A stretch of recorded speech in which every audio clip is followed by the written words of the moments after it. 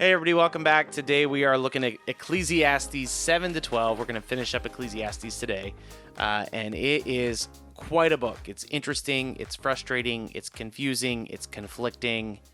It is something. It's also shorter than I remember. I feel like when I studied this in college, I loved the class, but just because we spent so much more time on it. Now, granted, that was a long time ago, so don't ask me to remember tons of what we talked about because that was a long time ago.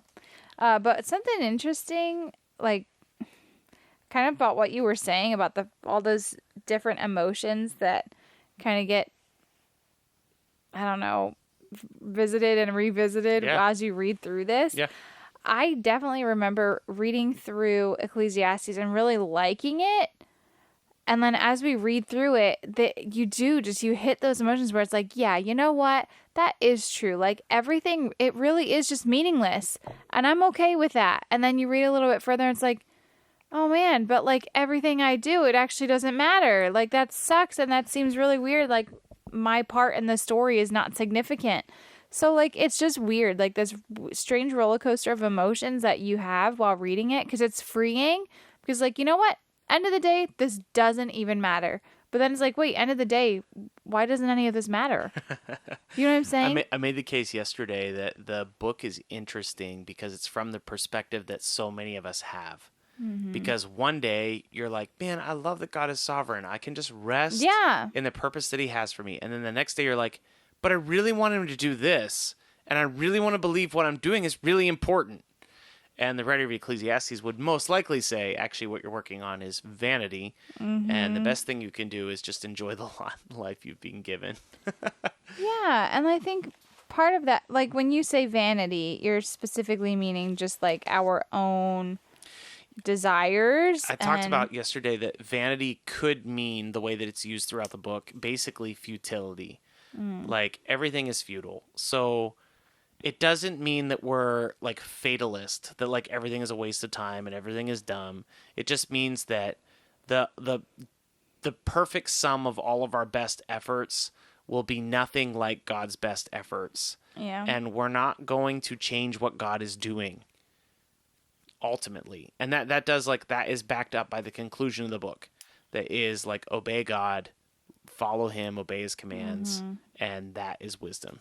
So a verse that stuck out to me, I guess, more than most of what we read today, was verse 17 in chapter 9. It says, the words of the wise heard in quiet are better than the shouting of a ruler among fools.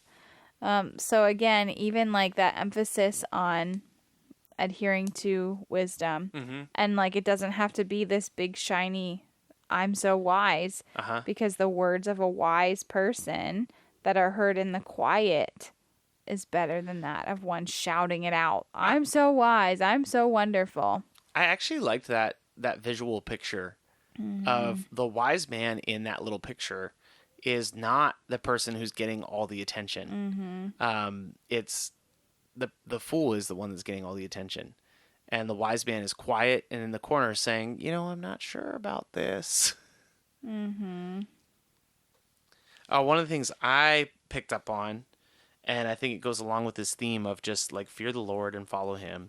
Chapter 8, verse 10, then I saw the wicked buried. They used to go in and out of the holy place and were praised in the city where they had done such things. This also is vanity, because the sentence against an evil deed is not executed speedily. The heart of the children of men is fully set to do evil. Though a sinner does evil 100 times and prolongs his life, yet I know it will be well for those who fear God, because they fear before him. Like the sinner in that short little passage is actually doing pretty well for himself. And the writer is looking at the sinner being like, hey, like they're fully set to doing evil, and it seems like they're getting a lot of grace, and it seems like they're living a longer life.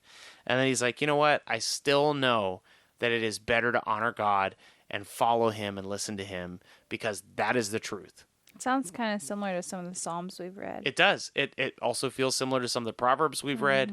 Like all this wisdom style literature is very similar in that, like, you're not always going to be happy, wealthy, and wise. There are going to be times when you're following the Lord where it feels like you're doing it alone. It feels like you're not getting the attention you deserve, and yet fearing the Lord is still the right thing to do. When even evil people are making tons of money, it's okay that you're not, as long as you're fearing the Lord. So I guess, I don't know, do you have anything else you want to add to something that you read today? I just think that the book is really interesting. I think if you dive deep into it, if you take some time to read it, which I encourage you to do, it does seem very similar to the thoughts and frustrations we continue to have today. I think that is why Ecclesiastes is so interesting to people. I think it is frustrating, but I think people find it interesting. I definitely do too.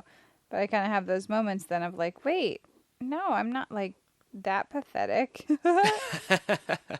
Okay, so what would you say then is a good your part for today? I love the conclusion. One, because it's the clearest thing. Chapter 12, verse 13. The end of the matter. All has been heard. Fear God. Keep his commandments. For this is the whole duty of man. For God will bring every deed into judgment with every secret thing, whether good or evil. There's basically two things. Fear the Lord. And with fear the Lord is obey his commandments. And the second thing is know that God is the judge, and he will judge. And so one of the things that's interesting to me as a thought is that my time is not God's time. So when I see things and I'm like, God, like, hurry up and do something about this. Like, why are you letting this go? And sometimes I can't go for like even a day where I'm like, why are you doing this? Like, fix this. And what's interesting is that God allowed the Israelites to suffer in slavery for 400 years. Yeah. And that means that generation after generation after generation of Israelites were like, God, please send a redeemer. We need help. And many of those generations saw no help. But it doesn't mean that God didn't help. That's true. So that is interesting to me. We may want God to act a lot faster than what he does, and some of the reasons he doesn't act as fast as we want him to is because he's so gracious and long-suffering to sinful people. And at the end, for God will bring about his judgment, like you said, with every secret thing, whether good or evil. So I think that's... Nothing escapes God. Yeah. Nothing. And sometimes what builds our faith is continuing to trust him even when it makes zero sense. Is that blind faith? Is that foolish adherence to some old doctrine and religion that doesn't fit our new world? No. It is faithfully following God, obeying his commandments, knowing and trusting that what we've read is true. What God has done, he has done. And I think one of the really helpful things in those times is to remember the things that he has done for you that you can remember, like times that you thought, wow, God really came through for me. He has not set you up to like make fun of you or shame you. He's Just looking out for you. Those times are a little easier to forget. Yeah, of course. Of course. Unfortunately. So I like Ecclesiastes. The guy is asking a lot of the same questions that I have asked myself over the years. Probably you've asked yourself some of those same questions. Will continue. And will continue. Is it a little bit confusing? Yeah, it is.